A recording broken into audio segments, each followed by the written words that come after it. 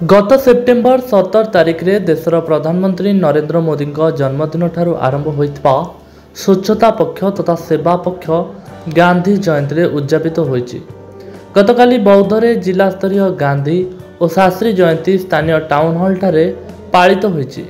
ए कार्यक्रम रे अतिथि रूपे सीडीओ प्रभाष चंद्र दंसेना, उपजिलापाल विनय कुमार भुई, नगरपाल मृत्युंजय मिश्र, शिक्षा अधिकारी टेमलाल दुबे प्रमुख जोगदेई गांधी और शास्त्री जीवन संपर्क में आलोचना करते। यह अवसर में बौद्ध जिलार उपांत महालिकपड़ा पंचायत को स्वतंत्र भाव में सम्मानित करा। पक्ष मध्य प्रधानमंत्री आह्वान क्रमे माँ पाई गछटे कार्यक्रम सह स्वच्छता और सुस्थ नारी सशक्त परिवार अभियान भली विभिन्न कार्यक्रम अनुष्ठित होता। यह कार्यक्रम में अतिथि माने बौद्ध जिलार 7 जन सफाई कर्मचारी को सम्मानित करने सह कृति छात्र छात्री को पुरस्कृत करते। जमी इंस्ट्रक्शन थिला जे 17 तारिख रु 2 तारिख पर्यंत स्वच्छता पक्ष आम करूँ।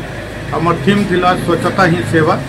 तो आम विभिन्न आम जिलार कोण अनुकोण सब जगह को आम पहुँची पारिछुँ एवं ये स्वच्छतार बार्ता देवाई बार्ता भी देचु। आ जो आम प्रज्ञापन मेढ़ गुड़ाक जहाँ होता दुर्गा मेढ़ आम से जो कमिटी मान सागर भी आम मीटिंग करूँ कि प्लास्टिक फ्री केमी आम कर बौद्ध जिला को एवं बौद्ध जिला केमी स्वच्छ सुंदर स्वास्थ्य सबू ठीक रमें यहाँ सचेतन नागरिक हिसाब से समस्त को भी कहुई आपण मैंने ये मेसेजटा को आगे दूर दृष्टि हिसाब से आप दूर प्रसारी करूँ।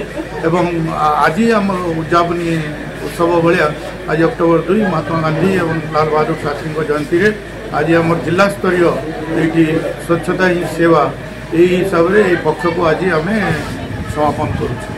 तेरे एभली किसी गुरुत्वपूर्ण खबर देखा चाहती आम चैनल को लाइक, सब्सक्राइब और शेयर करूँ।